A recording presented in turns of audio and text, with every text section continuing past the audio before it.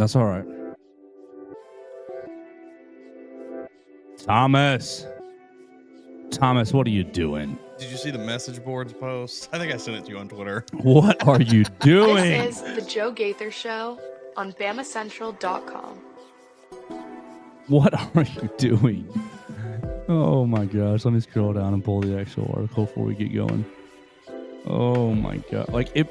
I thought it was fake yesterday.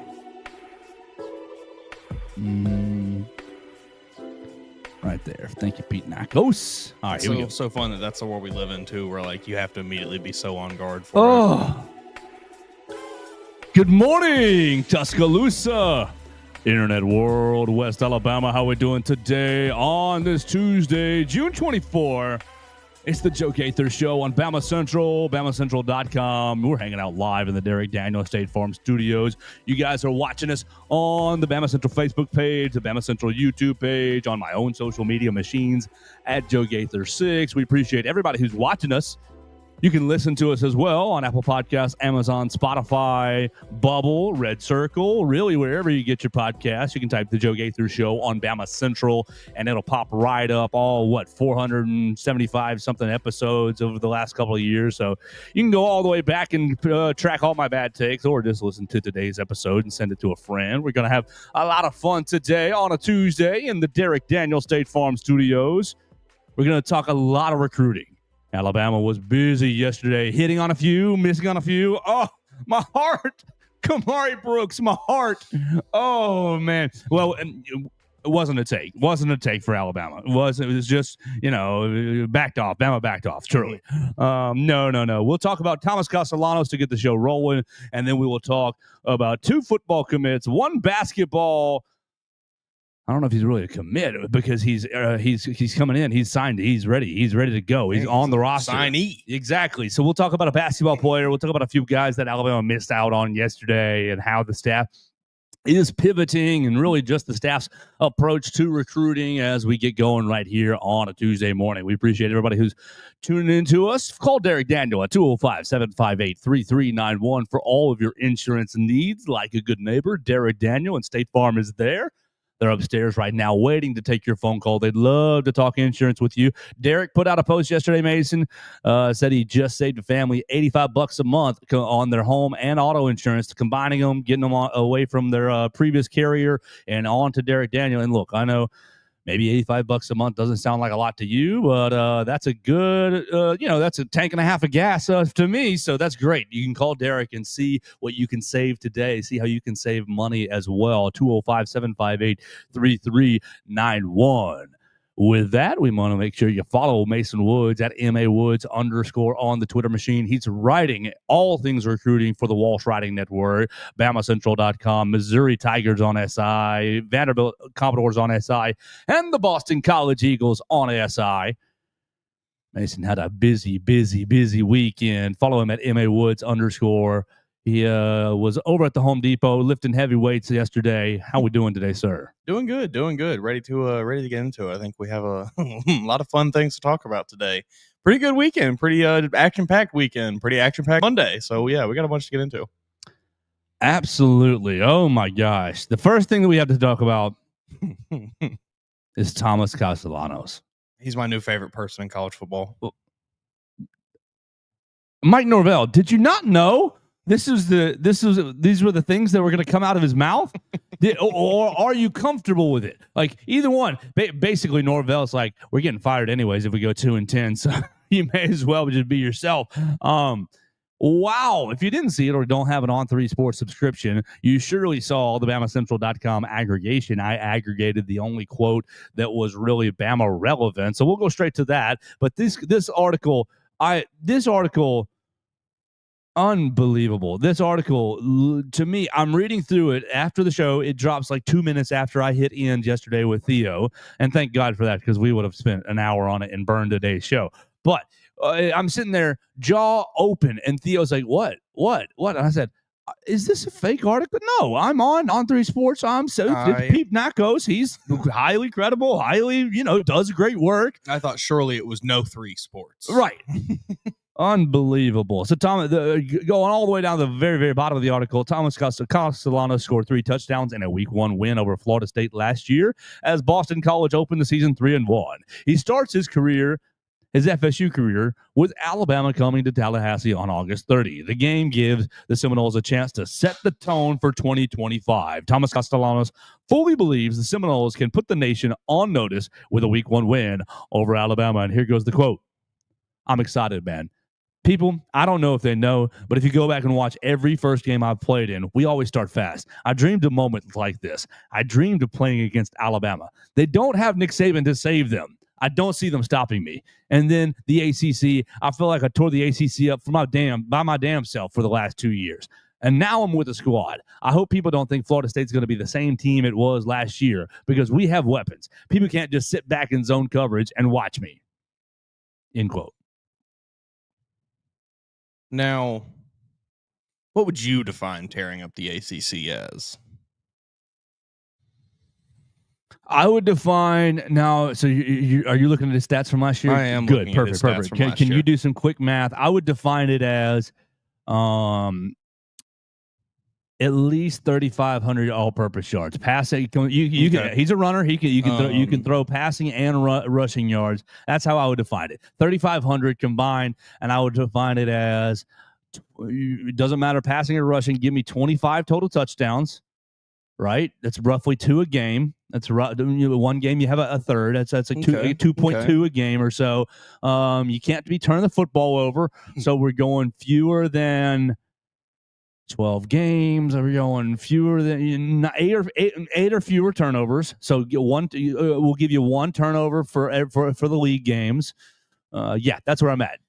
So where does he fall in those bars? Well, he only played in 8 games last year because he was benched. Right. So that's important context. So we'll run through his 2023 stats when he Sure. was a full-time starter. 2,200 passing yards, 1,100 rushing yards. It's close. 15 touchdowns, 14 interceptions. Oy. We completed 57% of our passes in 2023. You had... you averaged a little over 5 yards a carry. This past season before he was benched, he was sitting at just over 1,300 passing yards with less than 200 rushing yards. So not really having the same effect that I would say. I'm not sure that at any point in his college career you could say he has torn anyone up or anything up.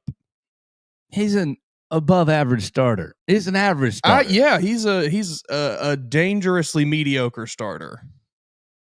That's what I would call him. Yeah, he's just decent enough to, if you're not paying attention, he might break a decent run off or something. But if you just lock in a little bit, Thomas Castellanos is not going to beat you.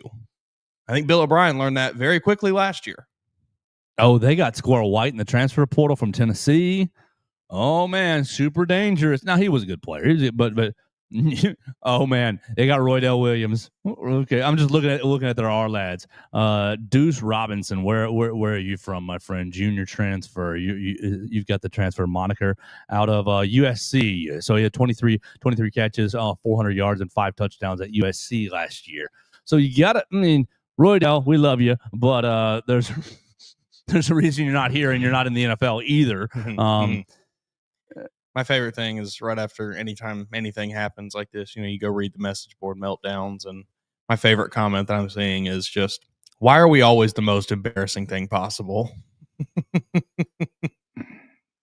This is I don't believe that many Florida State fans are okay with what Thomas Castellanos said. There's a few holding out hope here that, I've never been this fired up for a Week 1 game. Not many of them holding that sentiment. This was, as bad of a thing as you could have done. Yes. I don't really know. I don't know that you could have said anything really, I guess you could have just outright said Alabama's a terrible football team and we're going to beat them by 50. And that maybe would have been a little worse, but you directly poke the bear that you have to face. And what have we decided now? What are we at? 60 some odd days, 67 days, 67 days away. And about 2 months. You go, Nick Saban isn't coming to say. We did 9-4 last year is fine without Nick Saban. Below the Bama standard. What was Florida State last year? 2-10. No bowl game. Bobby Bowden ain't walking through that door. He ain't coming to save you. Exactly. Good point. Exactly. What, Mickey Andrews was their longtime defensive coordinator who was really, really good back then. So it's like, no, you ain't got Mickey Andrews either. Like, Ty Simpson should say that today. That would be great. That would be great. Ty Simpson should just go out there. Yeah, we're really excited. They ain't got Mickey Andrews calling the defense anymore. just say it stone cold straight face. Jameis Winston. He's in the NFL, isn't he? Yeah. Oh man, I don't know. Look, supreme confidence, and I will say I respect that. I respect anybody that has the confidence to say something so bold that is the rest of us know is just stupid. I can respect that because that takes a level of hair on your chest that I may not have myself. But man, just foolish, just very, very dumb. This is something I think I saw someone, I saw a lot of people saying this on Twitter. I don't remember exactly who the first person was, but Diego Pavia is allowed to kind of say things like this. He beat Alabama. Say what you will about it, whatever, but he did it. He is allowed to go on his podcast circuit and claim that Vanderbilt is going to run the state of Tennessee. He can do those things because you know what? Damn it, he beat Alabama. He beat Auburn. We went to a bowl game. I mean, we come won on. A bowl game. You just don't. You have not built up this level of rapport for the state. You are a program that is sinking, drowning under the quicksand right now. I understand you've picked up a few commits the last few days, but things are not looking good in Tallahassee. Yeah, that's a great point. I mean, Vanderbilt is a program that has some wind in its sails. Yeah. That we're moving in a direction. We won a bowl game. We got Florida State's a program that hit a brick wall. Your coach had to take a pay cut so that he could pay your players NIL. If that doesn't tell you where your program's at, I don't know what does. Now, look, Florida State can still win this game. Sure. And we're going to look like idiots if they do. No, we're not. But maybe so, and I'm comfortable with that. Whatever. Yeah, fine with me. I'm comfortable with that. They won't. They could still win this game, but this is a really bad formula for how you win this game, right? You win. Did you see the Alabama defenders on going in there? I did. You had Kelby Collins with like the upside down smiley face. You had LT Overton with the laughing smiley. None of them said anything, which I appreciate. It was just the emoji reaction. It was just the weird the yellow faces and whatnot. Our man Xavier Griffin commenting as well later this week. Absolutely, and golly, you gotta get him now after yesterday. Yeah. You have to. Yeah. We've talked about it a lot. You think Gus Malzahn's just gassing him up? You think Gus Malzahn's hey man, I got the formula? Yeah, I think at this point you kind of have to steer into it. You've dug yourself a hole.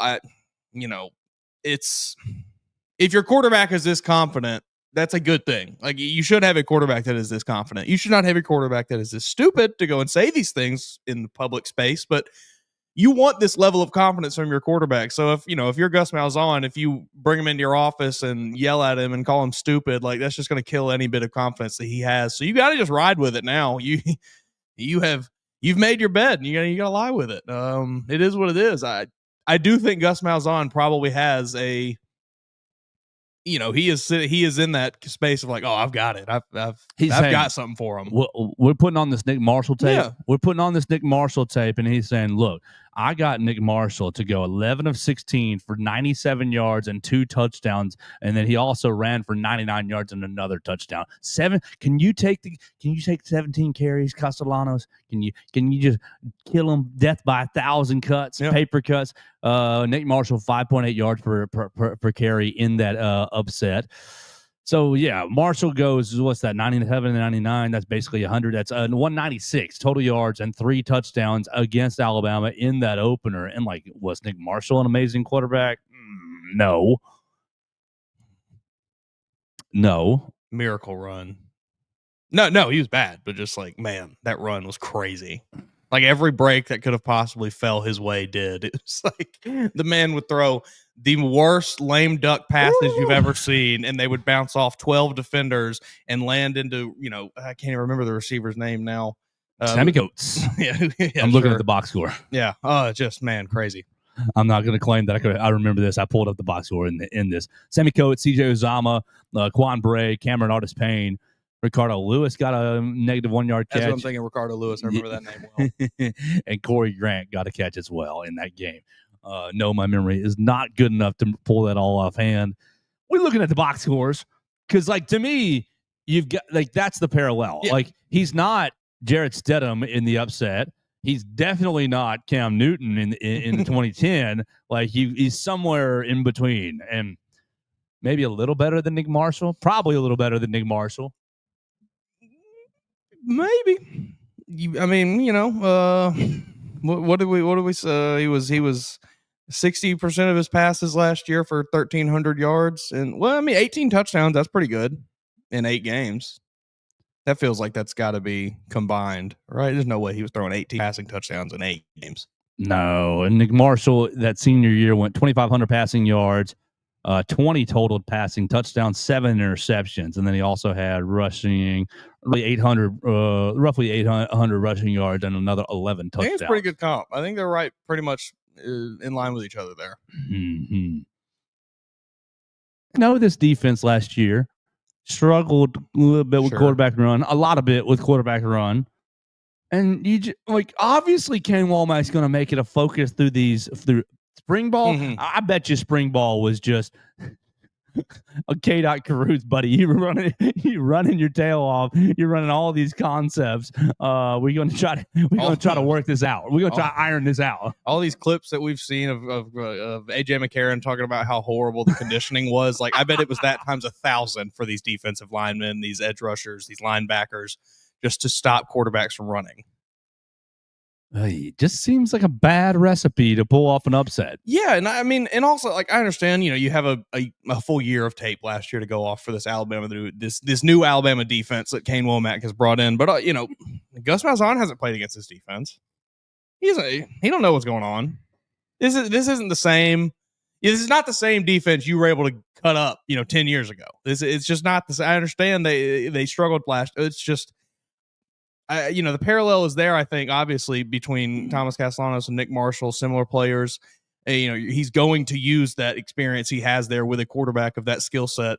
But I think he is probably a little more confident than he should be because, this defense is very different than it was. Defenses in general are very different than they were. They're so much more athletic now. And, that probably comes into play, I would imagine. All right, I'm looking at South Alabama. I'm looking at Kane Womack's time down there. Let's see if we get any crossover with Gus Malzahn at UCF or Gus Malzahn at Auburn. Because you make a good point right there. He hasn't seen it. 2021 to 2023. So I just looked at 23, 22. Any crossover with Auburn or UCF? No again. And 2021. Let's see. Come on. Surely they played Auburn, right? Or UCF. Nope. Yeah, never played them. No experience with that tangling against each other. And obviously, Gus was already gone by then. Gus was 13-20 at Auburn, so no crossover with UCF. No game with UCF at that time. Man, I bet Auburn fans are. How many Auburn fans are still upset about firing Gus Malzahn? A lot still, especially now. Oh my God! Look, Alabama fans who are upset about yesterday. We should look across the state. I think it's three decommitments in the last 3 days, or now 4 days. But as of yesterday, I think it was 3 decommits in 3 days for Auburn. Mason, do you know the app 18 Birdies? I have done a little bit of research into it this morning after learning some about it. Yes, I tried to get myself a GHIN number, and I didn't realize you had to pay. And I was like, all right, I'm not doing that yet. But when the time comes, we'll be getting there, and we will be tracking some coach golfing. If you're not familiar with all the rumors and smoke, 18. Look, if you're not a golfer, there's an app called 18 Birdies, and they've got 90-something% of the golf courses in the country loaded into them, and you can keep up with your stats and keep up with your scores, and I can keep my score on my phone, and you can send your scores to your buddies and get. Mm-hmm. But you can look people up on there. Yes, you can. Oh, Gus Malzahn been playing a lot of golf in June. I think I saw 10, 11 rounds, something like that. Freeze. Thank you. One and the same. I bet Gus has been playing some golf too. No, well, he's got a little less pressure on him. Hugh Freeze, thank you very much. Hugh Freeze, been playing 10, 11 rounds, 9, 10, 11 rounds in the month of June. And look, this is the time to play some golf, but not if you're the head coach. This is the most like critical recruiting time of the calendar. This is when half of your class is making their commitments. I'm not calling Billy today. I'm going to hit the fairway. It's just, man, I understand, Hugh. Maybe you wish you had more time to get some rounds in, but you got bigger fish to fry. You are going to. Maybe he's just. I've been saying it for years. He's just sandbagging. He wants that buyout. He just wants to get fired. He's doing the Saul Goodman. He just wants to get fired. He's doing like the Saul Goodman track of just like the least amount possible, and then they'll fire me eventually, and it'll be good. And I'll just enjoy these Auburn golf courses, enjoy these Montgomery golf courses. Ooh, not looking good out there on the plains. Mm-hmm. Didn't know what they had in Gus Malzahn. But they can't really move on from him because of all the money that's tied up in other places. They're still paying. I'm sure they're still paying Malzahn. They're probably still. I mean, they're still paying him. They're probably still paying Harson. Gene Chizik too. Wouldn't shock me. Wow. So there we go. Thomas Castellanos. The last few quotes in here that are interesting. Florida State has been the school I always wanted to go to. It's my dream school. I just felt it was right. I remember the last time I went to a 2-10 team and I had a successful season. I wanted that challenge to come over here and turn this thing around and get it back to where it needs to be. And plus, I feel like I had a pretty good season or 2 seasons there at BC. I feel like I did what I did over. If I did what I did over there, over here, then I'll be way bigger. It'll mean a lot more to Florida State. He goes, talking about Gus Malzahn. He's just giving me the keys and allowing me to just be me. Just go out there and play football within the offense. That's what I need. I don't need a dog collar or a leash on me. I just need a coach to say, just go be you, go play. That's what I was missing. Oh, yeah. Sounds like he was just a little upset that Bill O'Brien said, "Hey, buddy, could you not throw as many interceptions? Do you want to play running back? Do you want to play running back? We can set that up for you. Look, if you don't want to throw the ball, we can just move you on over. Slot receiver." He continues. All they need, Florida State, is 1 year. I feel like I have the skill set to be one of the best. Now I just have to turn this thing around for these guys, for this community, this fan base, and the staff. I'm not just playing for Florida State. I'm playing for the coaches who are fathers, who have homes and families here. I'm trying to save jobs and win. This is not. This is. Strange. Strange. Look into the psychology of Thomas Castellanos here. Yeah. I mean, I don't know. I read that quote and think, what, savior complex, it's God very complex? Strange. Yeah, I don't know what has really given him this complex. We ran through his stat. He was not that good but he was very middling at Boston College. It was everybody else. It was everybody else. I was the one-man show there. I don't really understand where this is coming from. Was he a very highly rated prospect coming out of high school? I want to know. My next thing is, are they playing Florida? Are they playing Boston College this year? I hope so. Come on. I want to say I saw that they were, but I might just be totally wrong there. Because Bill O'Brien, let's see, no, not on the schedule. That's sad. That the college football gods need to give us that one. Remove the Pittsburgh game and give us Boston College. This was not a very highly touted. He was a 3-star prospect, 3-star athlete prospect coming out of high school. When was Malzahn at UCF? Was that 2022? 21-3, I think. Hold on. He did originally. He spent some time with Malzahn at UCF. Then I guess they overlapped. There for 2021 to 24. Okay, so they're a little familiar with each other then. So he was at UCF first, I guess, before Boston College. Looks like he enrolled at UCF first. Let's see. Yeah, you're right. I see that. UCF 2022. I don't even know if he appeared in 5 games, completed 9 of 16 passes for 75 yards, entered the transfer portal, and chose Boston College.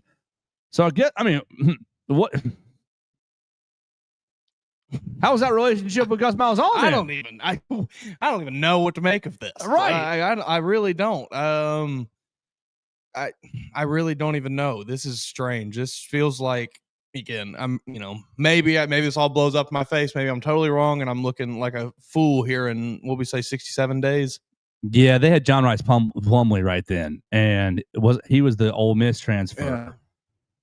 Well, I swear he spent 15 years in college. Mm-hmm. And I bet you, okay, he probably was like, well, I'm moving on because Plumlee he had a couple years, and he got hurt like the next year, very early into the next year, didn't he? Man, this just feels like it is going to, and I said it might, maybe it blows up in my face, but it feels like it's going to just really blow up in their face. Yes, like it does. There's so many red flags, so many like alert signals going on with everything I'm hearing about this situation, everything I've heard from Thomas Castellanos now, everything I know about Gus Malzahn. It's just like, does it not sound like he's trying to talk himself into it? Yeah, it's very strange. That's what it sounds like to me. Is I'm trying to talk myself into it. Fake it till you make it, baby. We will see what happens. Oh my goodness gracious! We've talked about LT Overton turning a lot of those almost sacks into sacks this year. Maybe we will be seeing that week 1. I hope. Hey everybody, happy June! We can only a few more days we can play that. Oh my gosh, we should probably move on because I'm just flabbergasted. Yeah, I genuinely, like you said, I thought I had to, had to pinch myself that was real. Like I could not believe that someone had actually said that.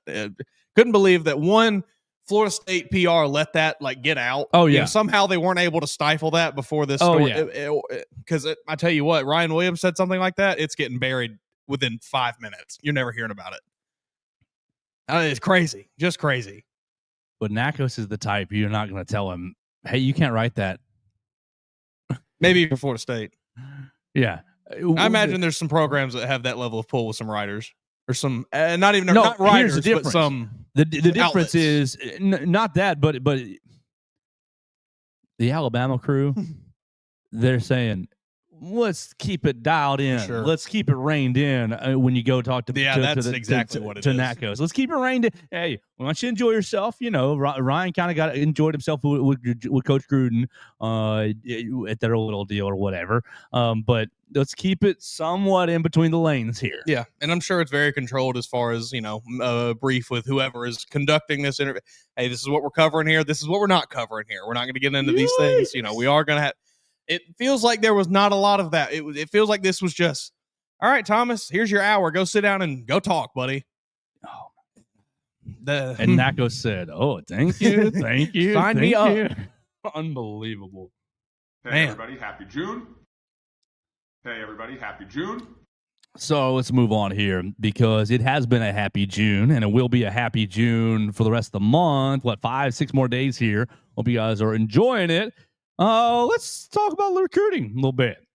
Alabama making some waves yesterday. Yesterday we talked about J.J. Finch a good bit. Having some warm vibes about J.J. might be joining the show soon. Warm vibes. Don't want to promise anything, but warm vibes. Let's talk about 2 commits yesterday the Crimson Tide received, and we will talk about 3 misses that Alabama missed out on as well. And then we'll move into some basketball news as well, because Alabama basketball brought in a guy over the weekend, and Theo and I didn't talk about it at all yesterday because Theo was just on cloud 9. Theo celebrated the Thunder's win more than the Thunder. I didn't even. Is this like is this the what do I want to say? Does this championship count less than the Lakers Mickey Mouse title does in the bubble? Because no one, that title doesn't count obviously because it was in the bubble. But Tyrese Halliburton goes down 5 minutes into the game, the best player on the opposing. I mean, this is the most Mickey Mouse title I've ever seen. This doesn't count. Thunder fans can't hang this banner. Theo's already hung it and got the tattoo across his chest. Does he also have under there asterisk Halliburton was injured? Because that's what you got to have. We'll redesign that tattoo. Man, that was good. That was tough. That really sucked. I was watching the game with, I'm watching the game on mute while me and my wife are watching a TV show, and I'm kind of looking back and forth, and I just see it, and I'm like, oh, no, and she just kind of looks at me like, what? And I'm like, did you?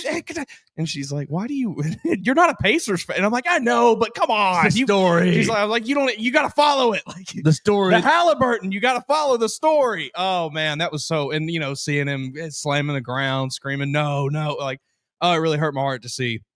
And then, obviously a disappointing game 7 with just the way it went after that. There was a 5 or 7 minute stretch there where it looked like TJ McConnell was going to single-handedly win it, and it was the coolest thing ever. But that was very quickly stifled by just a disastrous third quarter from the Pacers, and snowball went from there. Thunder win. And then, have celebrated the lamest way possible. Look, we're not sitting here saying you should drink excessively, but like that's a moment where you should, I'm just take the beer cans I'll up. say this. You just reached the absolute peak of your profession that you can't do any better than. So, maybe celebrate a little bit. Yeah. So, Theo did celebrate yesterday. As he should have. Distracted us from all this recruiting talk. Let's go into Jabari Barnett. Jabari Barnett commits to Alabama yesterday. It flips from Illinois. Mm-hmm. Tampa Bay Tech running back, 5'11", 6'1", depends on what you're looking at, where you're looking at. 5'11", 205. And you see 3-star recruit out of Florida. You see he's the 24/7 composite has him as the 69th best player in the state of Florida, the 30th best running back. Overall, you do a little digging and you think, why is that's just not what Alabama's usually recruiting. Sure. Oh, was hurt last year as a junior. I mean, I think really only played in 3 years, like 19 games. So not even one full season. I think all that's kind of combined into. Yeah, let's talk about Jabari Burnett. Regional track qualifier. He ran what 11.6 in the 100, 22.61 in the 200, which is pretty good little times there. We would love to get that 11.6 down to a 10.9, sure. But that's just a matter of a start, basically. I mean, that's probably what a false step there at the beginning or something. Who knows? Mm-hmm. And so we put on his tape, and of course, like we said, hurt as a junior. He plays in 3 games as a junior, and then is kind of injured. And I really did some digging yesterday, but I couldn't find Did you find exactly the injury? No, I was not able to. I was unable to find out exactly what it was. Whatever it was, obviously it kept him out for he only played 3 games, so it kept him out for a decent chunk of time. I do think he was able to run track later in that same year, so. It didn't keep him out so long, so I'm hopeful that it wasn't anything overly serious, and maybe it was, I don't even want to speculate on it. Just something that wasn't too serious, right? Because it wasn't serious enough to keep him out of summer camps this year, because that's where Alabama, we see you, we look at your film, we see you, the athlete here. And I think that's you saw the tweet from the Courtney Morgan yesterday, the evaluations. That is what this staff has been about, and that is, you're going to hear a lot of people saying, Alabama gets another 3-star, and sure, whatever, say what you will. Apparently some big schools are starting to get hot on his trail. That's what it seems like. I think that this staff has really, really prided themselves on not falling for just the big names, the big star ratings, but actually doing their evaluations and really digging into who these players are and really trying to find out everything about them. And you're seeing that with some of these commits they're getting, Jabari Barnett being the first one, not a guy that a lot of people really were super familiar with, but seems to be a pretty good player. He only played in 3 games last year, but the little bit you got to see, I think you see a lot of what you want in a running back. Yes. Do you see any former Alabama running backs in his game? Do you see anybody that, like, when I say this, it's going to click with you if you haven't seen it. But do you see any? I don't want to poison your well. You mentioned one to me, and I'm going to save it because I think that might be what you're going to say here. But other than that, there was not one that jumped in my head originally. Well, TJ Yeldon is listed at 6 foot, 6'1", 223 from his wiki page, and now obviously he's going to gain that 20 pounds or so during his college career. But to me, it is like very TJ Yeldon-esque. I think it is kind of similar. He's got good vision, but he's in these three games worth of clips from his junior year. It is press the hole, slide into that backside, and boom, we're gone. We're going to press into the hole, but always have an eye for where that cut is, and I will smoothly cut into it and hit the accelerator. I see a lot of TJ Yeldon in this young man's game, and, if we can protect the football, which you're not going to see that in this huddle tape, whether if he fumbles or if he didn't. That was really my only real detractor about TJ Yeldon was sometimes he was a little careless with the football, dropping it on the goal line at LSU kind of thing. But I think that this is a good get. I think this is a good get, and I think that you're correct on the evaluation aspect. I think his straight line speed is pretty good, and his one cut speed. He's gonna look and find the hole. I'm watching it over again, and it is one cut and go. It is either I'm hitting the hole that as it's designed pretty well, or I'm one cutting and I'm going. I think that's a good skill set to add to the room. Like, I think you've got a lot of guys in Alabama's running back room that kind of do a lot of different things well. So, seems like everybody kind of has their own niche. This is another guy that you can throw into that fold that will, fill a gap that you're looking for. So Ja'Vari Burnett becomes the first running back in the class. And I guess combined with Rael Kelly, we'll talk about that in a second. Alabama has moved up to 30th in the 24/7 Sports rankings with 10 total commits. He became number 9 yesterday. Let's talk about how it relates to Xavier Crowell, because a lot of people are finding me yesterday. Well, are we still going to get Crowell? Are we still going to get Crowell? And I think, yes, I think you're still in on you're trying to get 2 backs in this class. I think so. I think you are still in on Xavier Crowell. I will say and I don't know if you saw this, the Courtney Morgan tweet from, I want to say it was Sunday of, let me get it pulled up now, because it was he put a specific phrase in there. And it was a Japanese phrase, and it was a hashtag, and it was essentially meaning, the yin and yang. No, it was like, kind of one for the other. In comes, out goes one, in comes another kind of thing. Let me see if I can get it pulled up here, if my computer wants to cooperate with me. But I am a bit curious if, really just who that applied to, essentially. We talked about some of the guys Alabama missed out on. I am wondering if that tweet was aimed at maybe somebody they landed yesterday and we don't have to worry about it. I am a little concerned that maybe that was, a Xavier Crowell hint, though. I don't know, but just putting it out there. Here we go. Now, let me see. Oh, where did it go? Well, Kaizen. Okay, as you look up Kaizen, all the message board fodder, and take that for what it is. Change for the better. Okay. Change for the better. I don't know. Just, typical coaches being cryptic on the timeline. All of these guys were wide receivers. Yes, basically. They all grew up in the 2000s wide receiver era. But it's intriguing nonetheless, just considering some of the guys, like we said, some of the guys in Alabama missed out on. What I am hopeful for, and I think we're going to get into it a little bit more, but you miss out on Kamari Brooks. You've got Xavier Griffin committing later this week. I'm hopeful that is what the Kaizen is in reference to. But we'll see. Sure. Yes. All the fodder is that Xavier Crowell has silently committed already, and that he's just waiting on this announcement announcement date to make it happen. Is he the one that you said is going to rent a helicopter? Oh, I don't know. I think that was Zion Gibson. Okay. But when he committed back in December, if I recall. You've already got your date set for a lot of these guys. Mama's coming in, grandma's coming in, whoever's coming in. For a player like Xavier Crowell, it's going to be an event. So I think that Alabama's in a good position for him. What did you say his date was? The 26th? Yeah, I've got a list of about 8 or 10 guys here coming up.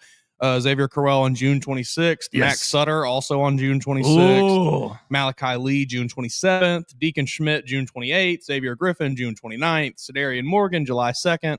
Jaira Edwards, July 5th. Karan Maycock, July 7th. And Nick Abrams, the 2nd, on July 16th. So I think you're looking pretty good at running back. After Ja'Vari Burnett commits yesterday, you add Xavier Crowell, and these two guys are going to make a 1-2 punch.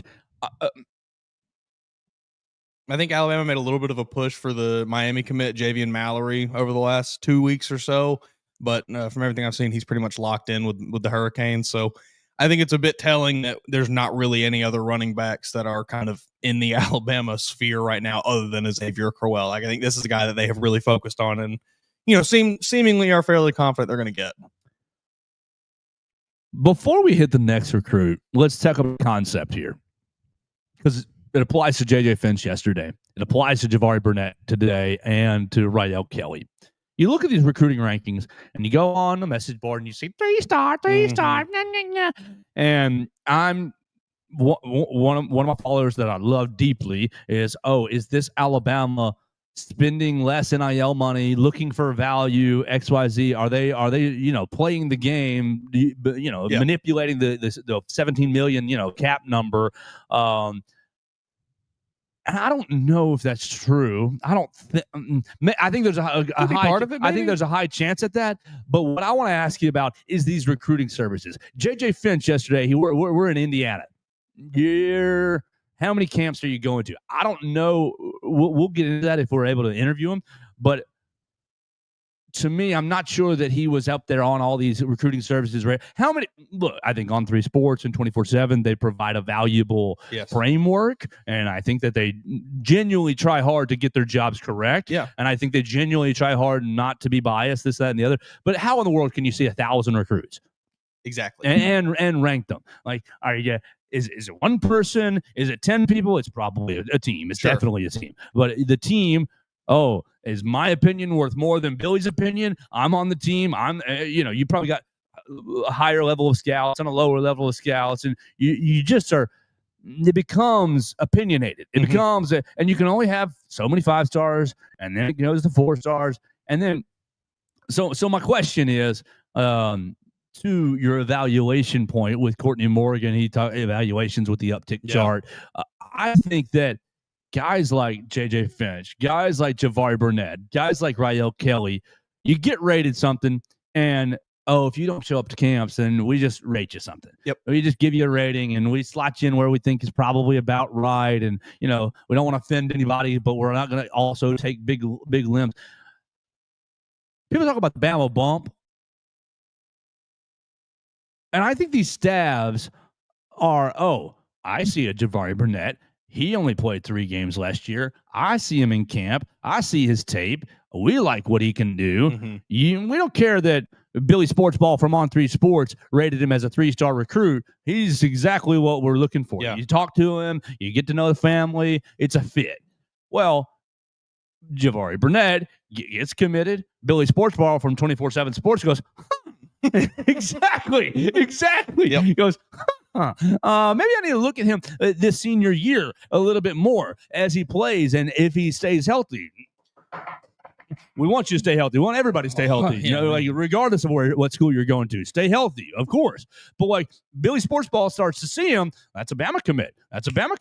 And you're going to get re-rankings. You're going to get re-rankings in August. You're going to get re-rankings in December. You're going to get re-rankings again and final rankings February, March or so. And that's how your Keelan Russell goes from, this 3.5-star committed to SMU. Dominates Elite 11. Is a multi-time state champion at Duncanville. Maybe he is a bad dude. Maybe he does look like Jaden Daniels, number 1 overall player. Bingo.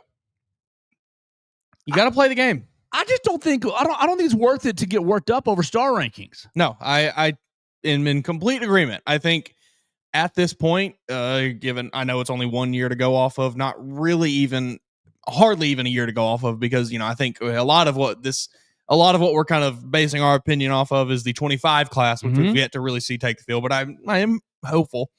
I think this staff has done a great job evaluating talent so far, and I think they have given us reason to trust them. You mentioned, just guys being not really doing the camp circuit, like Lotier Brooks. I think is a prime example of that. Yes, from the past exactly. Class.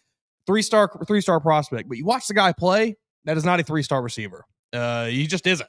He has that. He has a different kind of skill set out on the field that we have not seen from many players. We didn't get to see a ton of him, but you saw the clips, you saw the videos. Ryan Grubb seemed to love him in spring camp. That is a just prime example of why you don't look. Joe said it perfectly. These guys are doing their job. They're trying to do their job well. It's a very hard job to do, though. You're just going to miss some guys. It is what it is. So it's not worth getting so worked up over on the star ranking as much. Just watch the guys, watch the tape. Like, they all put their highlights out there. They all put their huddle film out there. Just go watch it. Like, you can get a lot from just watching it. You can get a pretty good understanding of if this guy's going to be a decent player or not. We talked about Jet Tomala and how you could pretty much immediately tell, oh yeah, his competition may not be that great, but you see a lot of traits that you understand why Alabama wanted him. You just have to go watch for yourself, folks. Don't get so worked up on these star rankings. They're, at the end of the day, when you get to the NFL, nobody remembers what you were. If you were a 3-star, 4-star, 5-star, until they do your little E60, oh, this guy was 0-star prospect. You know, that's what they'll do when Cam Ward wins a Super Bowl. But it's just not it's not worth getting that worked up over. It's just, at the end of the day, an arbitrary digital thing on a computer, a star ranking. And like, when you think about it from a media standpoint, in our industry right now, lots of cuts. Okay, that's just, I'm not complaining. This is not a complaint. This is just an evaluation. Lots of cuts. So,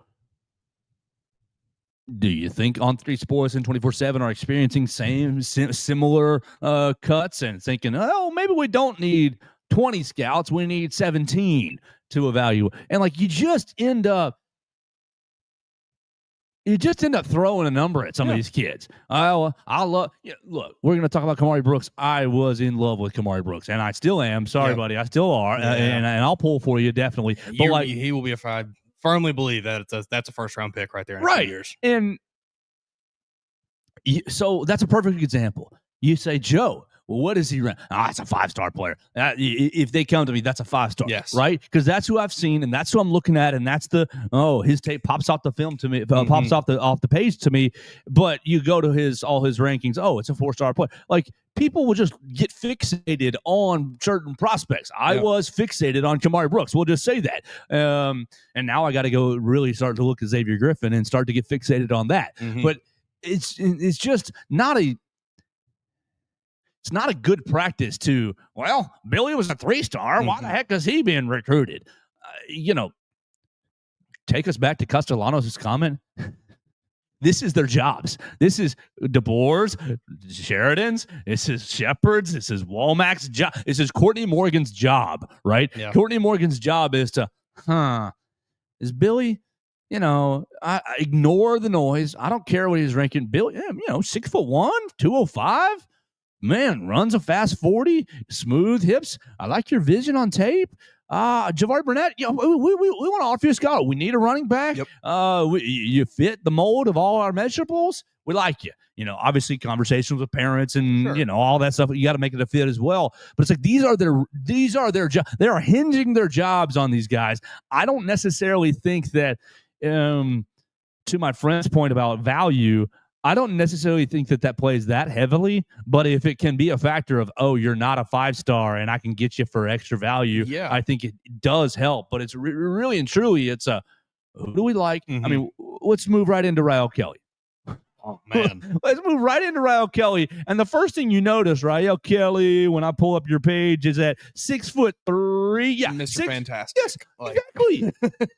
So you see 6'3", 180 on the 24/7 page, and you think, holy bleep, that is just like every other defensive back that we're recruiting. That's the Dijon Lee. You look at Xavier Brown. Man. That's Cam Calhoun's length. That's Xavier Mincy's length. And it's just like, they've got a type. We're evaluating body shape. We're evaluating your tape. And dude plays in Cincinnati, which is a high. Same high school that Justin Woods is from, or Justin Hill is from. Same high school that Cam Calhoun is from. So pretty good players.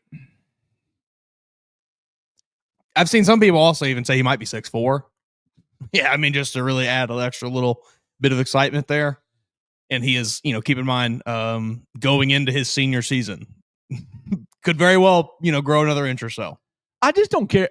I don't want to be disrespectful to 24/7 or to On3 because they do a good job. Yes. They give you a good framework. Those guys that are doing that work, I think, are trying their hardest to do it the best that they can. Yes.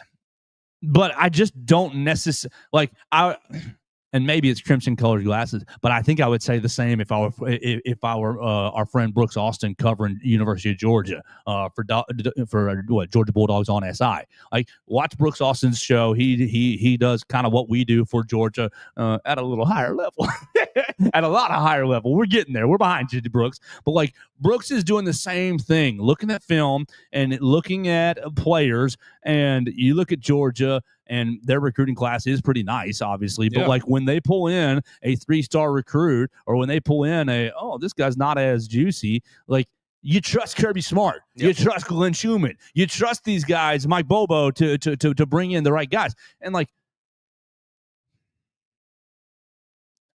I'm sorry. I'm in the camp where I trust Courtney Morgan. I do too. I think, like I said, obviously we're going to find out. We're going to have a much more concrete idea of just how much we trust him after this year when we see the impact of this, what was really their first kind of their own recruiting class, the 2025 class.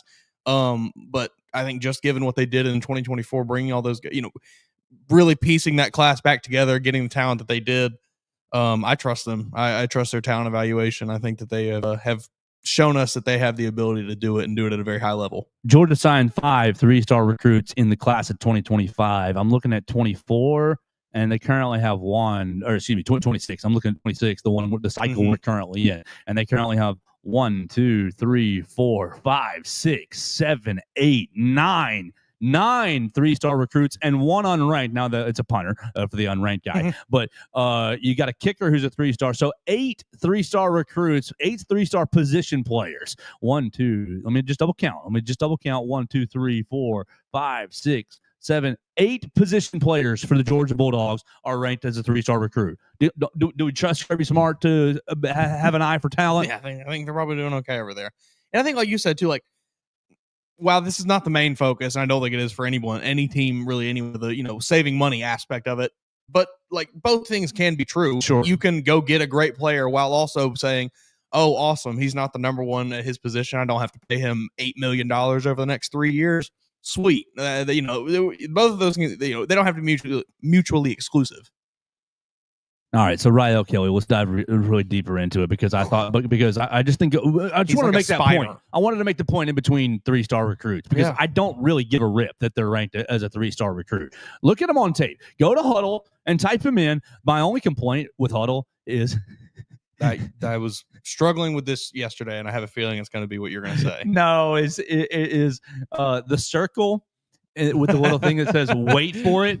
Every single time, wait for it. It's like I'm watching your film. I have already figured out that you're that guy. I know what number you are. You don't have to do it every time. I am waiting for you to make a play on this clip right here.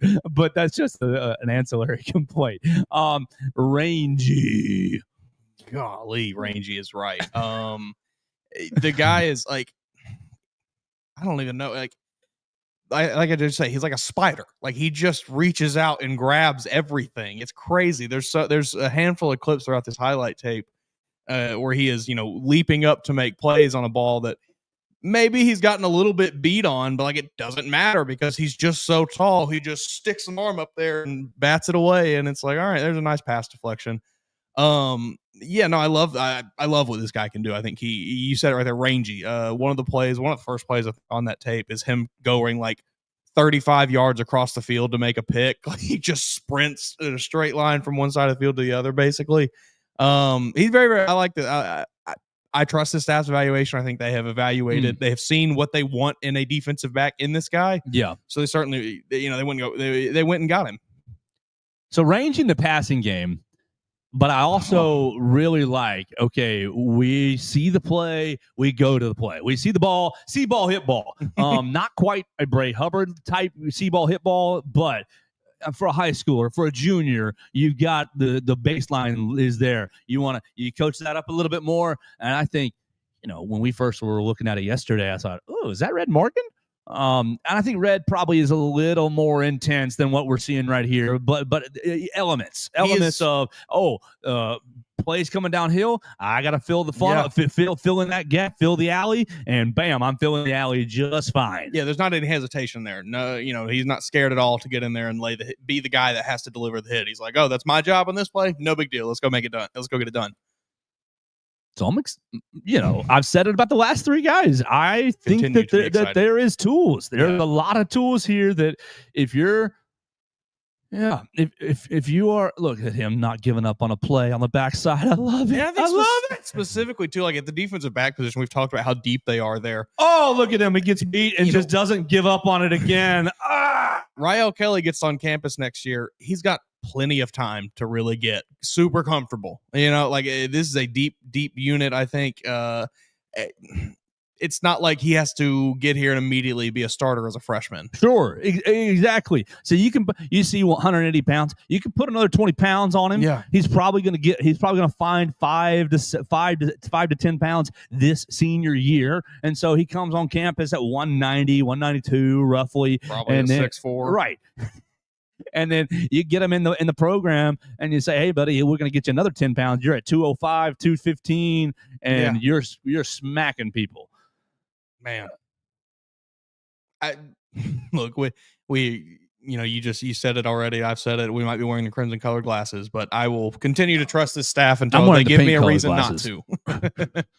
I think that they are. Ooh, kickoff coverage highlight. Love that. Okay, I love what they're fly doing. down there on kickoff coverage and get somebody. Yes, sir, he will. I mean, I think they got a lot of guys working very hard on evaluating these prospects, and they're doing a good job. I think they're making an effort to go get guys that may be a little more underrated, maybe the guys that not everybody is talking about, and find really talented guys doing that. Right. The only thing that I'm seeing here more and more is less. Like so I said Red Morgan. Mm-hmm. Red plays Husky, right? Red's going to be probably you're in the box. This guy is deep safety, playing free safety a lot of the time. So when Keon Sabb moves on, you're going to open up that spot for you. Do you think that's where he plays, or do you think that's just hey, you're the best guy out here, go do that? I think with the range that he has, the length that he has, that's where I might start him. Yeah, that's where I might start him for sure. But could you see him moving up and playing Husky? Yeah, I mean, I think you got a lot of tools right there, and I've said that about the last 3 recruits. Lots of tools, and look, that's what you want. You bring guys in with tools, develop them. 6 foot high jump, by the way. My dad will love that. Track 22, 10, 200 meter. That's good. It's pretty good. Yes, that's good. That's a good player. Number 84 safety in the country, number 40 player in the state. Just give them some time. They'll reevaluate all these jokers. Yeah. I mean, they do it like you said 2, 3, 4 times a year, and he'll be, I'm sure, just every time they do a new ranking. So Alabama now 3 recruits in the last 20 hours? 30 something hours or day and a half. 36, 40 hours. And Mason just read you the list a couple minutes ago of who's coming up. Max Sutter, whew, I think that's the next big dog coming down the pipe. And then Owen Cabell.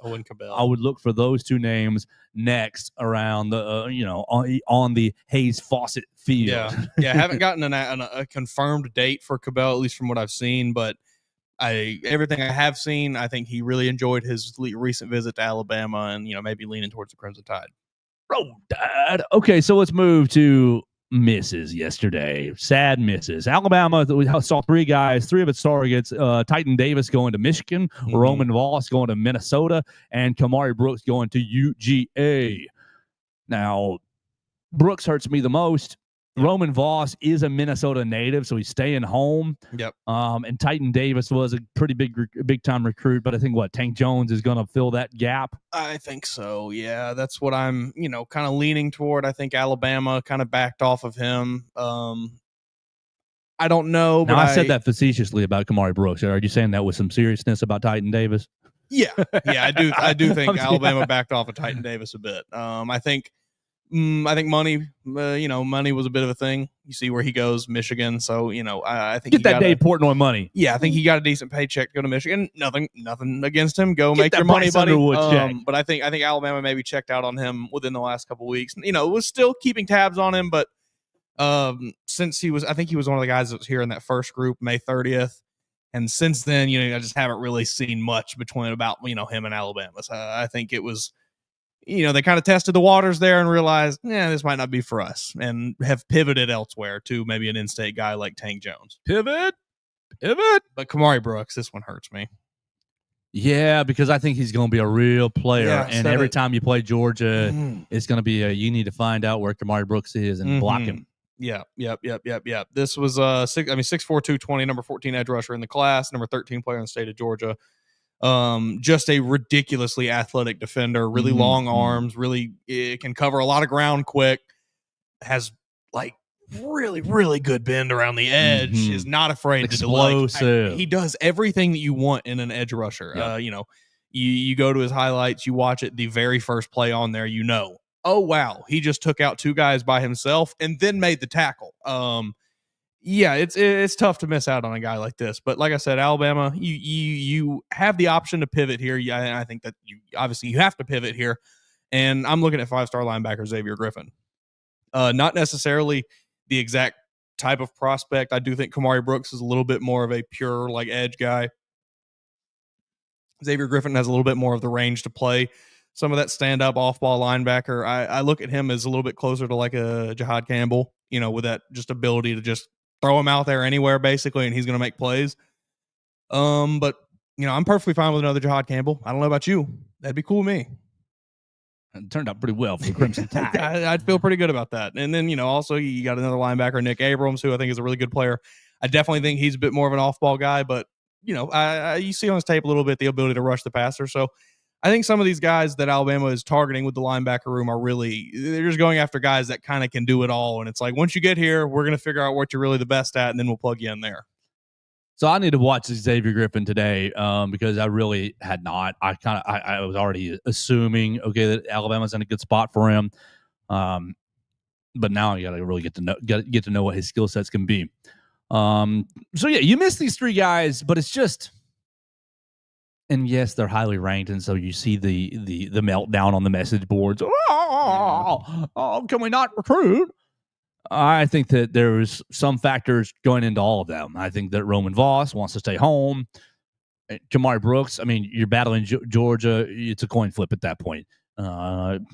Titan Davis, you're battling Michigan. It's a coin flip at that point. Yeah, maybe mini coins, Absolutely. So still looking pretty good on the recruiting trail. We will really try to look for Max Sutter on the 26th. And I think I think that you're going to keep this momentum rolling for the Crimson Tide. You moved from 45, 42 up to 30 yesterday.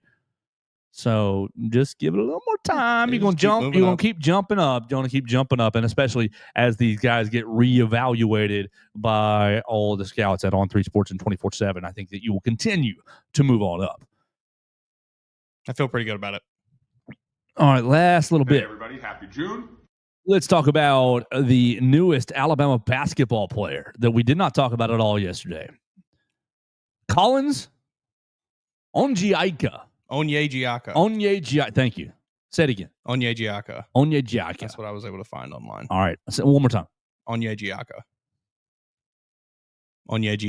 From Nigeria, I believe. Onyejiaka. Collins Onyejiaka. One of my biggest pet peeves is when a media person doesn't know how to say it. It's Tua. To a T. It's DJU. What's even worse to me is when they will jokingly say it wrong and try to laugh it off as it's like, no, you're just being rude. You're just being a mean. Just learn the guy's name. You can't just. I'm not just gonna. No, that makes me angry. I'll just stop it there. Collins. Learn people's names. Onyejiaka is a big boy and reclassifies into the class. I had a friend. One of our listeners would be, do you think Alabama's going to add another player? And I thought, well, if they can find a big, maybe, but I don't know of any big that's really out there. This young man reclassifies into this class, originally on track for this coming signing day to come and join in 26. Well, he's joining at 25. So I believe that means that he's going to be here 2 years, right? Is that the NBA rules? No, you have to be 19. So he could be a one and done, but I don't see that in this player.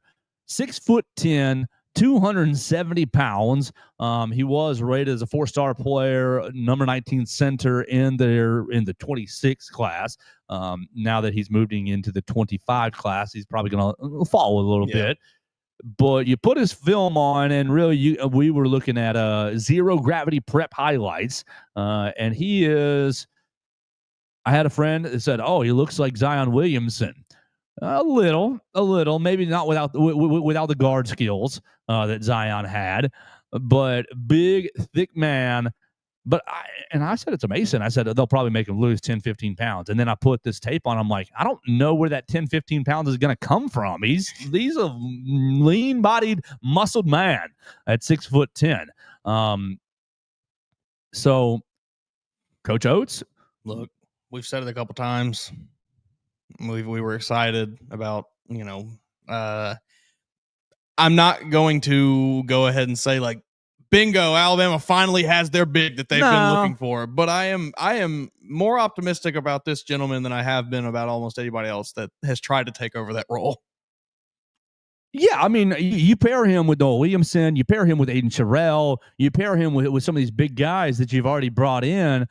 I think that this is exactly because look, Aiden and Noah are a little bit on the thin side, which okay, maybe a little on the soft side, could be.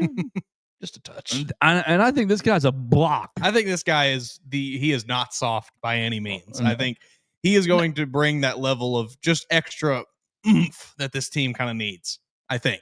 Looks like he is going to be, You see it at a high school level. Yes. But you're going to be stepping up and playing against older fellas. But just attitude-wise, it seems like, I don't know that Alabama really has that guy with that kind of killer instinct down low, especially that guy that is just going to be like, I'm fighting people for rebounds. I am going to fight someone to get a bucket here. It kind of seems like Collins Onyedjiaka is that kind of player. Little Mo D, little Mo D in him, but a little taller, a lot thicker. Yeah, this is bigger Mo. This is Mo D plus. I like it. I'm a fan, and I'm a fan of Coach Oates continuing to curate the roster. I think that this fella might be here for 2 years, so he might not see a ton of time this year. But I think those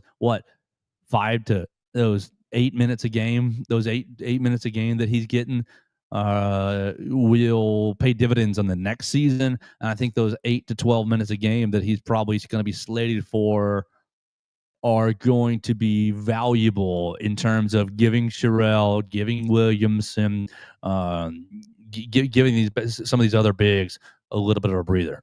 Yeah, I'm very excited. Absolutely. So, we're about out of it. We're about out of time, out of space for the day. Tomorrow we're going to be doing Know Your Enemy. We got to pick another Know Your Enemy here, Mason. Let's go to all things Bama. Let's go to our last one was Missouri. So let's check the boxes off who all we've done. We've done Missouri. We've done Texas, Florida, Georgia, both the Cupcakes, South Carolina, and Vanderbilt. What if Tennessee feels about right. Maybe Tennessee, LSU would be fun. You want to just do LSU and I'll just spray a bunch of DMs into some LSU riders and see what happens. Yeah, sure. Let's do that. All right, let's go. Let's go Tigers. LSU's an interesting team this year. I feel like it's a bit of boom or bust in Baton Rouge this year. Kind of feels like if it doesn't go well, Brian Kelly's chair might be heating up. That would be fun. That's what it seems like. I don't know. I don't know that they love him very much. Well, we'll talk about LSU tomorrow, and we will talk a lot about other issues, other concepts, other fun stuff. You can call us on the voicemail line at 205-462-7340, extension 800. If you want to be a part of the show, you can leave us a comment at Joe Gaither 6, at MAWoods _ BamaCentral. On the BamaCentral YouTube channel, we're always strolling and rolling, looking at all the comments. We appreciate everybody joining us and sharing the show with a friend.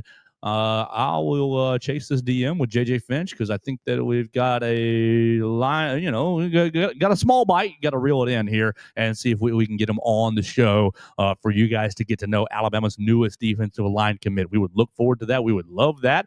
And we'll hope to make that happen for you guys right here on the Joe Gaither Show on BamaCentral and BamaCentral.com.